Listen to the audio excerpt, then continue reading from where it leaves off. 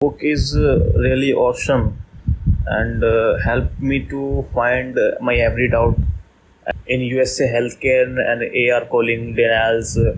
What is RCA medical billing, AR calling denials, everything and concept contents and full form, everything I loved it. இந்த video பார்க்கறதுக்கு முன்னாடி revenue cycle மேனேஜ்மெண்ட்னு ஒரு video போட்டிருப்பேன். அது கீழே டிஸ்கிரிப்ஷனில் கொடுக்குறேன், இல்லை மேலே ஐ பட்டனில் கொடுக்குறேன். ஃபஸ்ட்டு அந்த வீடியோ பார்த்துட்டு வாங்க. ஏன்னா மெடிக்கல் பில்டிங் ஃபீல்டு எப்படி ஃபங்க்ஷன் ஆகுது, அதில் ஆர்சிஎம் சைக்கிள் என்ன மாரி கான்ட்ரிபியூட் பண்ணுது, இதெல்லாம் தெரிஞ்சால் தான் உங்களுக்கான ஃபீல்டை, உங்களுக்கான ஷிஃப்ட் டைமிங்கை நீங்கள் சூஸ் பண்ண முடியும். ஹாய் கைஸ், இந்த மெடிக்கல் பில்டிங் ஃபீல்டில் ஏகப்பட்ட ஜாப் ஆப்பர்ச்சுனிட்டி இருக்குது. ஃபார் எக்ஸாம்பிள் நைட் ஷிஃப்ட், இன்னொன்று டே ஷிஃப்ட், இன்னொன்று மிட் ஷிஃப்ட். ஸோ இந்த 3 ஷிஃப்ட்டை கம்பேர் பண்ணும்போது இதில் 3 வகையான ஜாப் நமக்கு கிடைக்க இருக்குது. Medical coding day shift, AR calling night shift, AR analyst semi shift or mid shift. இந்த 3 ஜாப் தான் major role in medical billing field. இதில் நம்ம பார்க்கவிருக்கிறது மெடிக்கல் கோடிங்கோட job nature, qualification, career growth and salary. So இதெல்லாம் தான் இந்த வீடியோவில் பார்க்க போகிறோம். Welcome back to V billings. நான் உங்கள் விஜய்.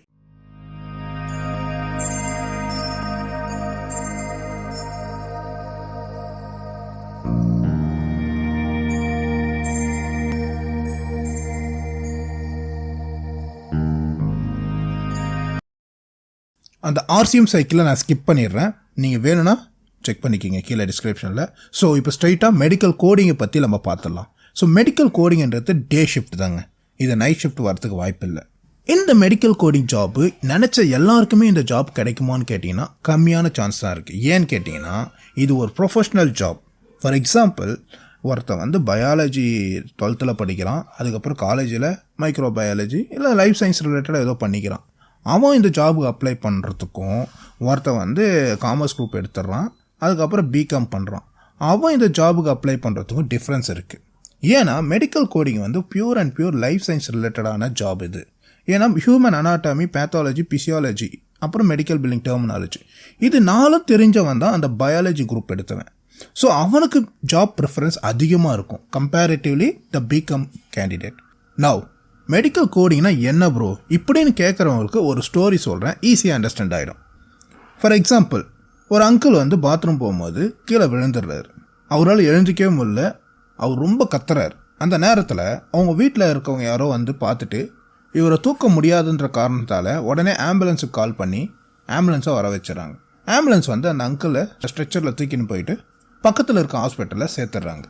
இப்போது அந்த ஹாஸ்பிட்டலில் ஒரு வீல் சேரில் உட்கார வச்சு அவரை பெட்டில் சேர்த்துட்டு அதுக்கப்புறம் டாக்டர் அந்த பேஷண்ட்டுக்கு என்ன ப்ராப்ளம் ஃபைன் பண்ணி கரெக்டான ட்ரீட்மெண்ட் கொடுத்து அந்த பேஷண்ட்டை குணமடைய வைக்கிறாரு.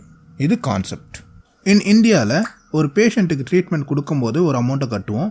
அதுக்கப்புறம் அந்த பேஷண்ட்டை டிஸ்சார்ஜ் பண்ணுறதுக்கு முன்னாடி எல்லா பேமெண்ட்டையும் கட்டினதுக்கப்புறம் தான் டிஸ்சார்ஜ் பண்ணுவோம். ஸோ இந்த இடத்துல எந்த ஒரு அவுட்ஸ்டாண்டிங் பில்லும் இருக்காது. ஓகேவா? இது இந்தியா கான்செப்ட். பட் அமெரிக்காவில் அப்படி கிடையாது.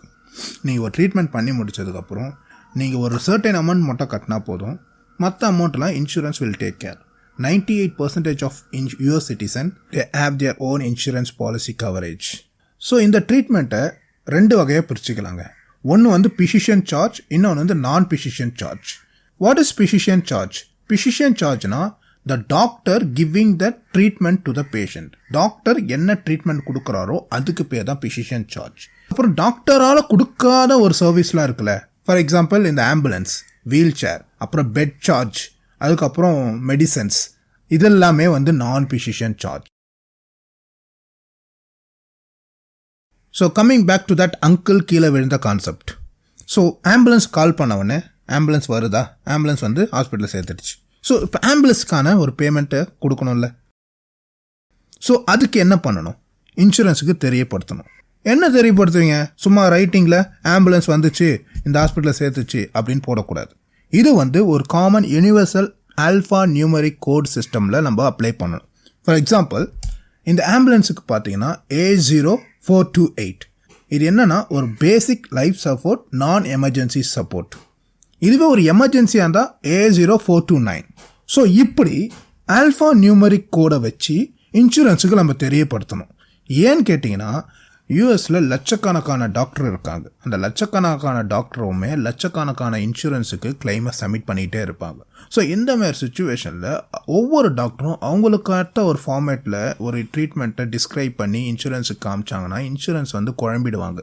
என்னடா ஒவ்வொருத்தரும் ஒரு மாதிரி எழுதி அனுப்புகிறான், இது என்னென்னு புரிஞ்சிக்க முடியல அப்படின்றதுக்காக ஒரு காமன் ஆல்ஃபா நியூமரிக் ஃபார்மேட்டில் ஒவ்வொரு ட்ரீட்மெண்ட்டுக்கும் ஒவ்வொரு சர்வீஸுக்கும் ஒரு நம்பர் ஃபார்மேட்டில் கொண்டு வந்தாங்க. இது வந்து standardise for all doctor in US. So இப்போ புரியுதா, ஆம்புலன்ஸுக்கு என்ன கோடு போடலாம், A0428. ஸோ அதுக்கப்புறம் அங்கேருந்து வீல் சேரில் தூக்கின்னு போய் பெட்டில் உட்கார வச்சாங்க. இப்போ அந்த வீல் சேருக்கு என்ன போடலாம், K0001. ஸோ பெட்டில் போட்டதுக்கப்புறம் டாக்டர் வந்து பேஷண்ட்டுக்கு என்ன ப்ராப்ளம்னு சொல்லிட்டு ஐடென்டிஃபை பண்ணுறாரு. அதுக்கு என்ன கோடு கொடுப்பாருன்னு பார்த்தீங்கன்னா S32.009A. இதை எதை டினோட் பண்ணுதுன்னா unspecified fracture of unspecified lumbar vertebra. இந்த கோடு பேர் வந்து டயக்னோசிஸ் கோட் ஆர் டிஎக்ஸ் கோடுன்னு சொல்லுவாங்க. அதுக்கப்புறம் டாக்டர் ட்ரீட்மெண்ட் கொடுக்குறாருல, அந்த ப்ராப்ளத்தை அந்த ஃப்ராக்சரை கரெக்டாக செட் பண்ணி கட்டு போட்டு கொடுக்குறாருல, அதுக்கு பேர் வந்து 22310. இந்த கோடு எதை டினோட் பண்ணுதுன்னா fracture dislocation on spine vertebral. So முதுகெலும்பில் ஃப்ராக்சர் ஆகிருக்குன்றதை டினோட் பண்ணி அதுக்கு டாக்டர் ட்ரீட்மெண்ட் கொடுத்துருக்காரு. ஸோ இந்த கோடு பேர் சிபிடி கோடுன்னு சொல்லுவாங்க. ஸோ நீங்கள் நல்லா அண்டர்ஸ்டாண்ட் பண்ணிங்கன்னா ஒரு மெடிக்கல் கோடிங் ஒரு இன்சூரன்ஸுக்கு ஒரு ட்ரீட்மெண்ட்டை டினோட் பண்ணணுன்னா 3 கோட்ஸ் தேவைப்படுது. ஃபஸ்ட்டு ஒன் ஆம்புலன்ஸ், அதுக்கு வந்து இக்பிக்ஸ் கோடுன்னு சொல்லுவாங்க, health care common procedure coding system. Second one என்ன ப்ராப்ளம் ஐடென்டிஃபை பண்ண டயக்னோசிஸ் கோட். அந்த புக்கு பேர் வந்து ICD-10-CM சொல்லுவாங்க. ICD full form international classification of disease 10th version clinical modification. And third one அந்த கண்டுபிடிச்சதுக்கு ட்ரீட்மெண்ட் கொடுக்குறாரு, அதுக்கு என்ன கோடுனா சிபிடி கோடுன்னு சொல்லுவாங்க. அதோட ஃபுல் ஃபார்ம் பார்த்தீங்கன்னா common procedural terminology. So HCPCS code, ICD-10-CM, CPT code, இது 3மே தனித்தனி புக்கு. இந்த 3 புக்கத்தையும் தரவு பண்ணியிருப்பாங்க. மோஸ்ட்லி தரவு பண்ணுறதுனா பைகாட் கிடையாது, என்னென்ன டிஸ்கிரிப்ஷன் எந்தெந்த கோடு எங்கெங்கே இருக்கும்னு சொல்லிட்டு ஒரு பேசிக் ஐடியா இருக்கும் அந்த மெடிக்கல் கோடருக்கு. உடனே அவங்க அதை வெரிஃபை பண்ணுறதுக்கும் ரெஃபர் பண்ணுறதுக்கும் அந்த பேசிக் நாலேஜ் கண்டிப்பாக இருக்கும். ஸோ இதனால தான் இந்த ஜாபை ப்ரொஃபஷனல் சொல்கிறோம். ஸோ இதை வந்து நீங்களும் நானும் ஈஸியாக பண்ணுற முடியாது. இந்த ஒரு காரணத்துக்காக தான் மோஸ்ட்லி லைஃப் சயின்ஸ் பேக்ரவுண்ட் உள்ள ஸ்டூடெண்ட்ஸ் ஆர் கிராஜுவேட்ஸ்க்கு they are giving job. This is the reason the company not giving job for non-life science students because it feels them hard to train you. Also, it will make you hard to learn the concept.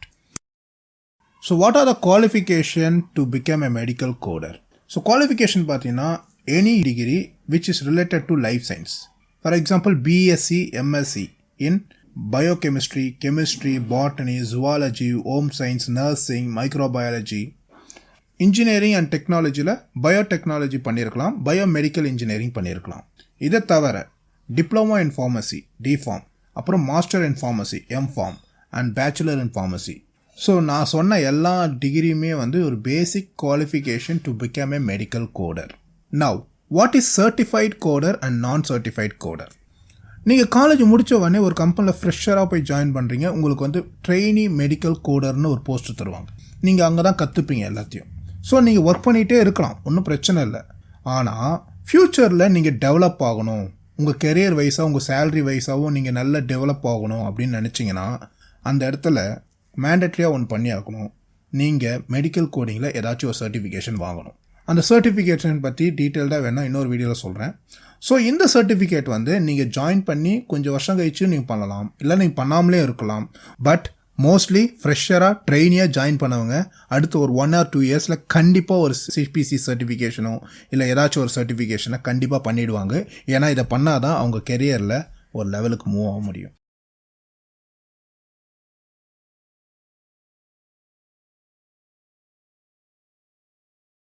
அதே மாதிரி CPC certification முடித்தவங்களுக்கும் certification முடிக்காதவங்களுக்கும் salary difference இருக்குமான்னு கேட்டிங்கன்னா S, கண்டிப்பாக இருக்குது.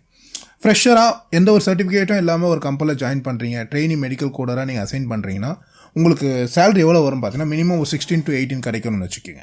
இதுவே certificate பண்ணிவிட்டு ஃப்ரெஷராக ஜாயின் பண்ணுறீங்க அப்படின்னா you are a certified coder right, உங்களுக்கு வந்து அந்த 16-18 கொடுக்க மாட்டாங்க, ஒரு 25 and above கொடுக்கறதுக்கு வாய்ப்பு இருக்குது. ஸோ இதுதான் சர்டிஃபிகேஷனோட பவர்.